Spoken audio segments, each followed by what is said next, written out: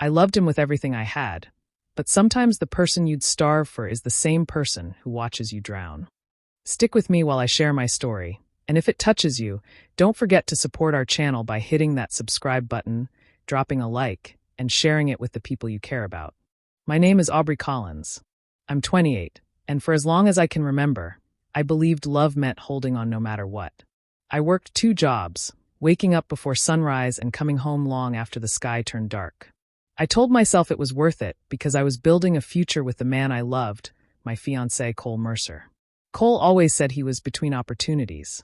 Every time he quit a job or got fired, he had an excuse ready. A bad boss, an unfair schedule, a misunderstanding. He always promised he was close to something big, that he just needed more time. And I believed him, because I thought love meant trusting the person you chose. My friends saw things I refused to see. They asked why I was the only one paying the bills. Why Cole never seemed in a hurry to help. Why I always looked tired while he never looked stressed. I told them they didn't understand him like I did. I told them love was supposed to be patient and forgiving. I told them a rough patch didn't mean the relationship was wrong. The truth was, I didn't want to admit I was scared. Scared that if I pushed him too hard, he'd leave. Scared that if I asked for more, I'd lose everything I'd invested. Scared that maybe the future I imagined wasn't real at all. So I kept working. I paid rent, utilities, groceries. I bought things he said he needed for job interviews. I covered late fees when he forgot to pay something. Every month, my paychecks disappeared before I could even breathe. But I told myself it would get better. I told myself this was temporary. I told myself love required sacrifice, and I was willing to give everything. Cole always had the right words at the right time. When I broke down from exhaustion, he hugged me and said I was strong. When I questioned him, he acted hurt and made me feel guilty.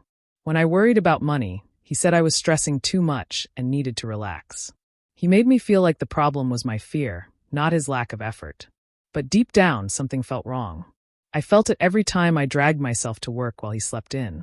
I felt it whenever he talked about big dreams, but never took a step toward them. I felt it whenever I looked at the bank account and saw numbers drop faster than they came in. Still, I stayed.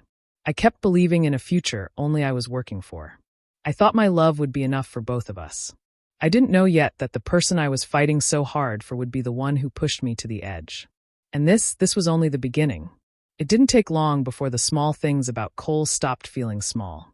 At first, I thought he was just unlucky with jobs, but it became clear he never stayed anywhere for long.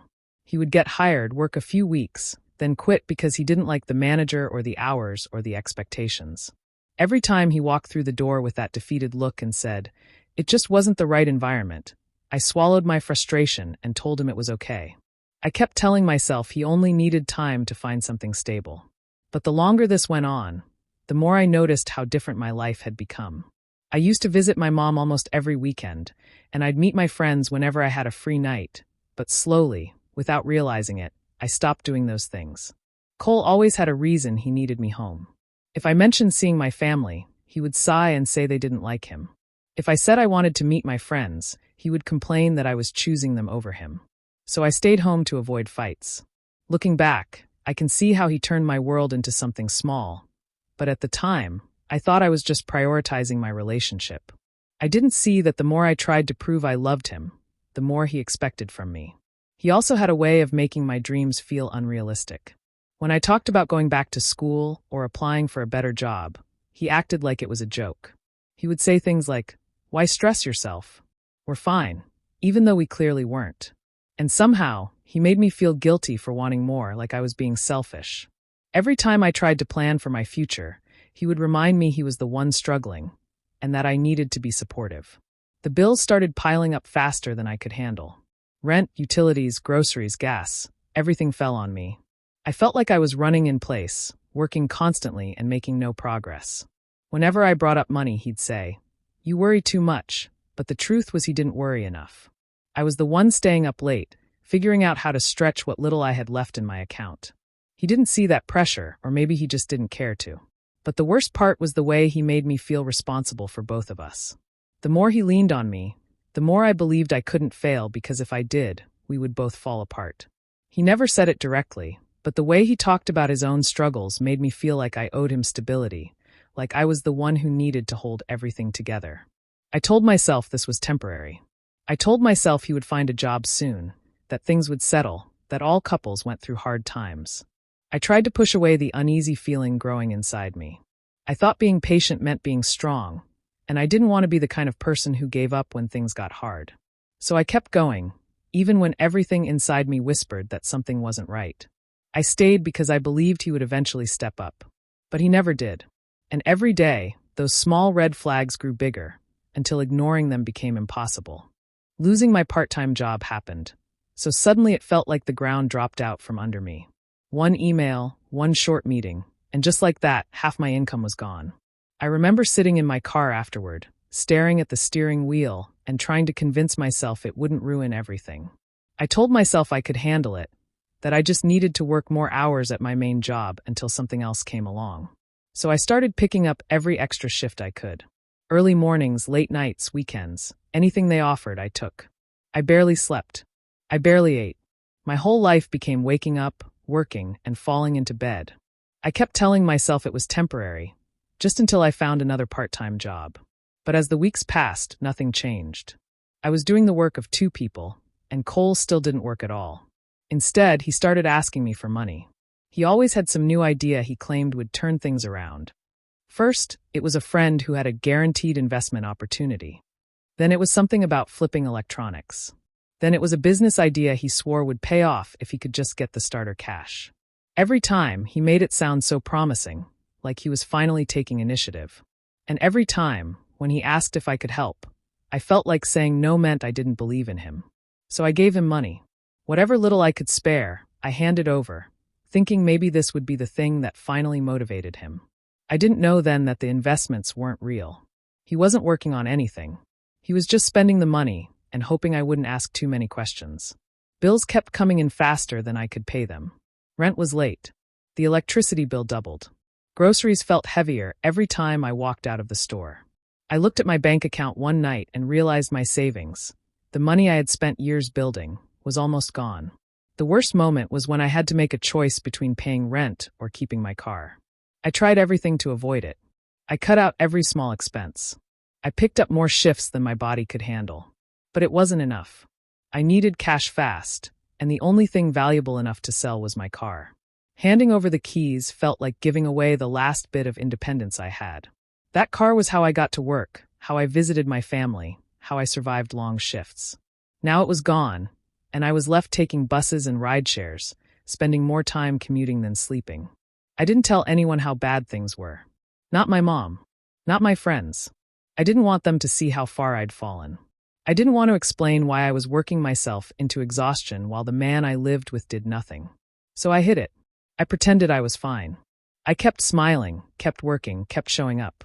But inside, I felt like I was drowning in a life I no longer recognized. Every day I woke up hoping things would get better, and every night I went to sleep knowing they weren't. I just didn't know yet how much worse it was going to get. I reached my breaking point on a day that should have been simple. I had stopped by my mom's house after work because I needed a moment to breathe. I was exhausted, stressed, and trying hard to hide how bad things had gotten. Nathan, my younger brother, was sitting at the table doing homework when I walked in. He looked up at me with this worried expression, and before I could even say hello, he asked, "Did Cole pay you back yet?" My heart dropped.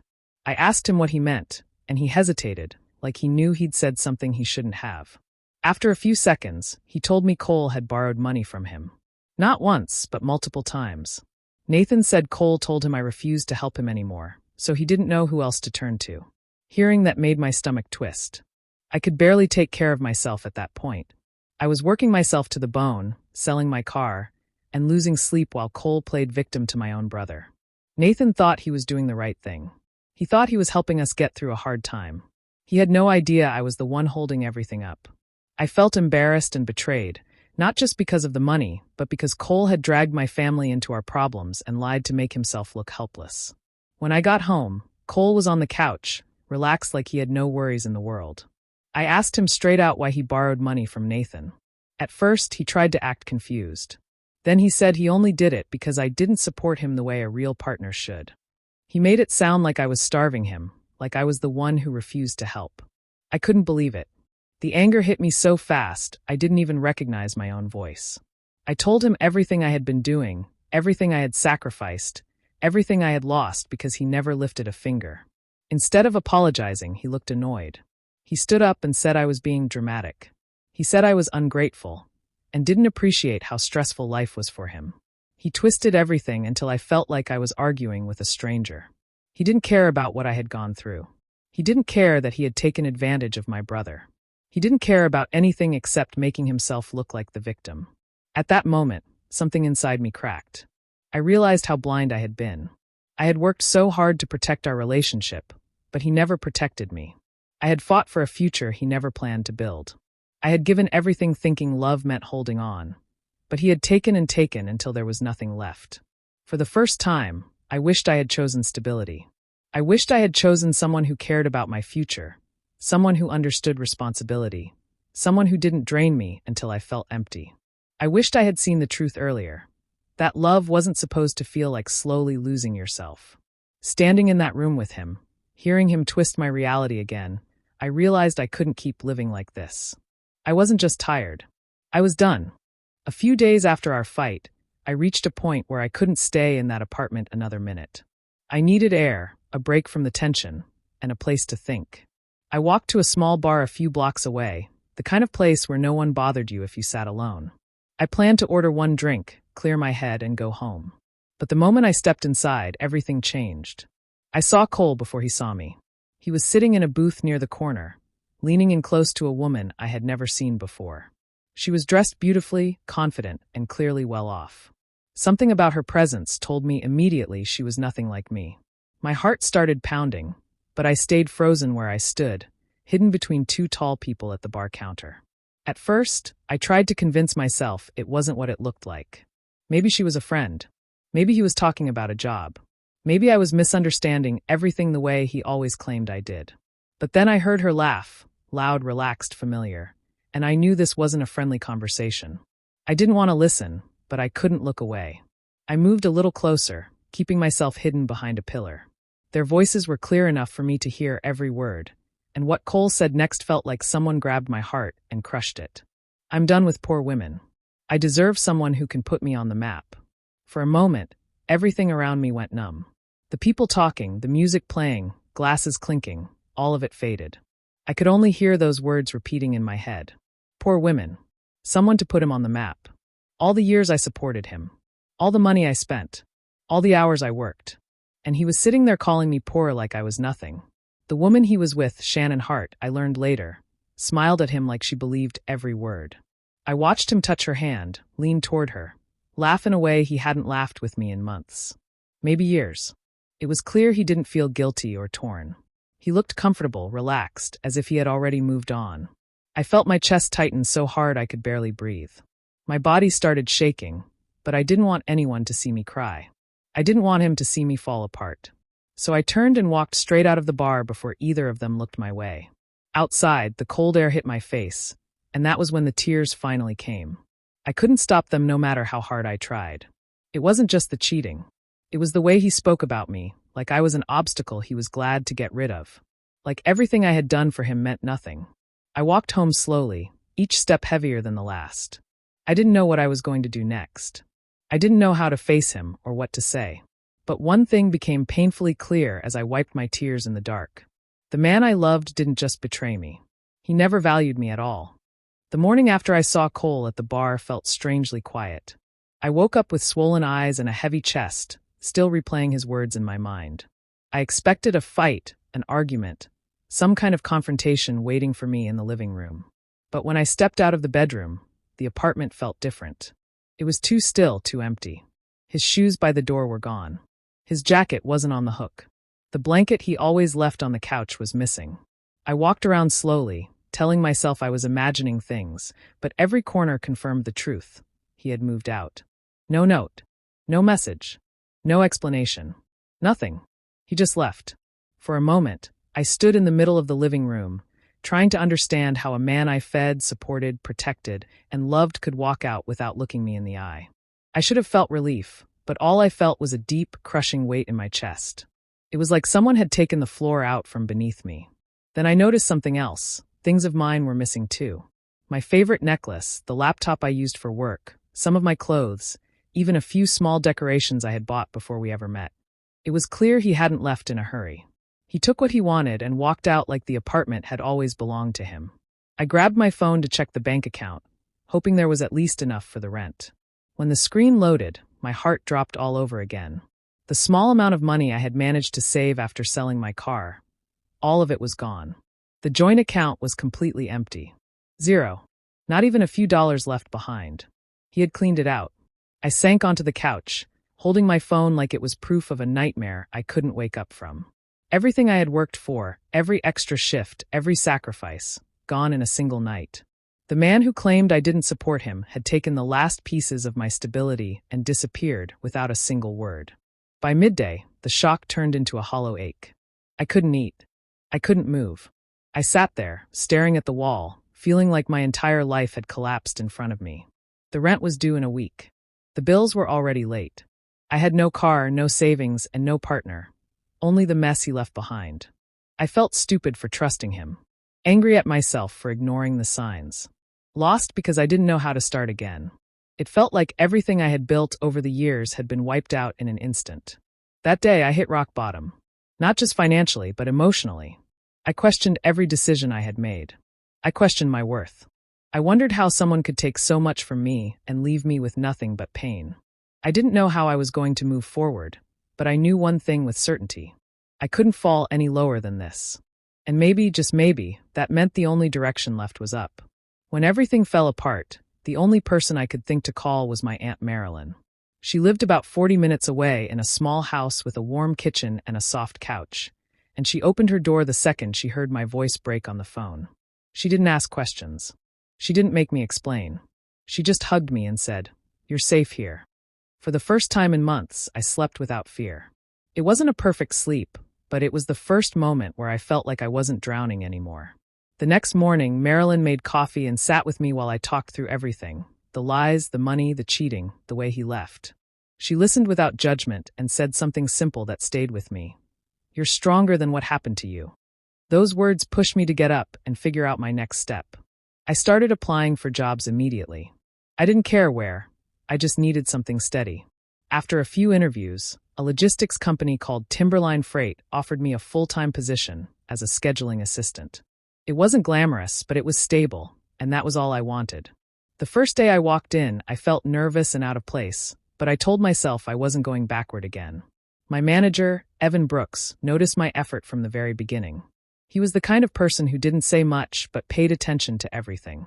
I arrived early every day, stayed late when needed, and asked questions whenever I didn't understand something. I wasn't trying to impress anyone. I just needed to feel useful again, capable again. Evan picked up on that. One afternoon, he called me into his office. My stomach dropped because I thought I messed up, but instead, he said, "You work harder than people who've been here for 10 years. If you're willing, I can teach you more." It was the first time in a long time someone looked at me and saw potential instead of problems. Evan started showing me how the company really worked: routing systems, client accounts, contracts, negotiations. It was overwhelming at first, but he was patient, and I soaked up everything he taught me. Slowly, something inside me started to shift. I stopped waking up with dread. I started feeling proud of myself again. My paychecks weren't huge, but they were consistent. Little by little, I paid off overdue bills. I repaid my brother for the money Cole had taken. I saved whatever small amount I could. Every month felt like a tiny step forward, but it was progress, and progress was something I hadn't felt in years. With each step, my confidence started coming back. I could look at myself in the mirror without feeling ashamed. I could breathe without feeling crushed. I stopped thinking about how Cole destroyed my life and started thinking about how I was building a new one, piece by piece, with my own strength. I wasn't healed yet. I wasn't finished. But I was rising slowly and quietly, and for the first time in a long time, I believed I could make it. A few months into my new life, I started hearing things about Cole through a mutual friend. I didn't want to know, I really didn't, but the friend insisted, saying it was important. Cole was now living with Shannon Hart, the woman I had seen him with at the bar. At first, I tried to push the thought away. I told myself it wasn't my business anymore. I had my life, my job, my new routine. Let him do what he wanted. But the more I heard, the more I couldn't ignore it. Apparently, he was doing the same things he did with me, only worse. He was lying about jobs, borrowing money he never intended to repay, and keeping Shannon from doing anything outside the apartment. My stomach twisted as I listened. The same manipulation, the same excuses, the same patterns I had suffered through. And now someone else was falling into his trap. Then one day, I received a message from Shannon herself. It surprised me because she had never reached out to me before, and I wasn't sure why she would now. Her message was careful, almost hesitant, and she asked something simple but loaded. Had Cole ever stolen from me? Had he lied about money, about jobs, about everything? Reading that message, I felt a mix of emotions. Relief that someone else was seeing through him, anger that he was trying the same tricks on another person, and determination, a spark I hadn't felt in months. I realized in that moment that I wasn't just fighting my own battle anymore. I had the chance to stop him from hurting someone else the way he had hurt me. I spent the night thinking, planning quietly. I remembered every lie, every stolen dollar, every sleepless night, every moment I had been manipulated and drained. And I realized I wasn't powerless anymore. I had learned, I had grown, and now I had the knowledge and clarity I didn't have before. Shannon and I started talking more, carefully and cautiously. I shared the truths about Cole, the investments that weren't real, the money he had taken, the way he manipulated my family and me. She listened, horrified, and began to see the man I had warned her about. I didn't want revenge for revenge's sake. I wanted justice. I didn't want him to think he could do this to anyone else without consequence. I wanted him to face the truth of what he had done. For the first time in a long while, I felt a sense of purpose beyond survival. I wasn't just rebuilding my life. I was preparing to make sure he couldn't hurt anyone else the way he had hurt me. That fire, the one that had been buried under months of exhaustion and heartbreak, started burning again. And I knew one thing for certain. Cole would regret ever underestimating me, because this time, I wasn't just protecting myself. I was protecting the next person before he could do the same damage. After talking with Shannon for a while, I realized it was time to take things further. I couldn't let Cole keep hurting people, and Shannon needed to know the full truth. We decided to meet in a quiet cafe, far enough from our neighborhoods that we could talk without interruptions. I told her everything. I didn't leave out a single detail. I explained how he lied about jobs and investments, how he drained my savings, and how he made me feel like I was failing while he did nothing. I shared the emotional abuse I had endured, the way he twisted my words, blamed me for his failures, and made me feel guilty for wanting stability. I even told her about the debt he had left behind that I had struggled to pay off. Shannon listened quietly, her face growing red with anger with each story. Once she realized the full extent of what he had done to me, she admitted she had already noticed strange charges on her credit card. She looked at me in disbelief and horror as we realized he had used her card to open accounts in her name without permission. That explained the late notices she had received and the money that had mysteriously disappeared. Suddenly, everything clicked, and the plan became clear. We had to stop him. We spent the next few days gathering proof. Statements, receipts, screenshots of conversations, anything that documented his lies and his theft. It was exhausting, but I felt alive for the first time in months. I wasn't just surviving anymore. I was fighting back. Shannon and I became a team, united by the goal of exposing him and preventing him from hurting anyone else. Finally, the day came to confront him. I called him, asking to meet, and he arrived confident, as if he had no idea what was coming. I stayed calm, my voice steady. I laid out everything I knew, showing the proof we had collected. Shannon stood beside me, shutting down his access to all his accounts, changing passwords, and taking control of anything he could misuse. Cole's face changed as the realization hit him. He tried to argue, to charm his way out, but it was useless. Every lie he had counted on was now evidence against him. Every trick he had used to manipulate others was now exposed. He was powerless. By the end of the confrontation, Cole was broke, humiliated, and alone. The woman he had hoped to impress was now aware of the truth. His accounts were locked, and I had finally reclaimed what was mine. The man who once controlled me through lies and money had no control over anything anymore. I felt a strange sense of relief and satisfaction. Not because I wanted revenge, but because justice had been served. I had taken my life back, and I had made sure he couldn't hurt anyone else. For the first time in a long time, I felt free. Sitting in my new apartment, I finally allowed myself to breathe. The walls were bare at first, but I had filled the space with things that made me feel calm and happy. A few pictures, a small plant on the windowsill, a lamp that gave warm light at night. Every corner of this apartment reminded me that I had built it myself. No one had dragged me down here. No one had stolen it from me. This was mine, and I had earned it with my own hands. I thought back to all the years I had spent wishing for a rich husband, believing that money would solve everything. But now I understood it wasn't about the money at all. I wanted someone to carry his own weight. I wanted respect, partnership, and love that didn't drain me every day. I wanted peace in my life, not chaos and lies. And for the first time, I had all of that, not from anyone else, but from the choices I made for myself. The journey here had been long and painful. I remembered the nights I cried in the dark, the mornings I forced myself out of bed, and the moments I felt completely alone. Every struggle had taught me something important. I had learned to trust myself. I had learned that I didn't need someone else to validate my worth. I had learned that being strong doesn't mean ignoring pain. It means facing it and refusing to let it define you. As I walked around the apartment, I thought about Cole. I didn't feel hatred anymore. I didn't feel the need for revenge. I felt clarity. He had shown me exactly who he was, and that allowed me to see what I truly needed. Losing him was the wake-up call I didn't know I needed. It was painful, yes, but it was also the beginning of something real, a life built on my own terms. I smiled as I set a cup of coffee on the table.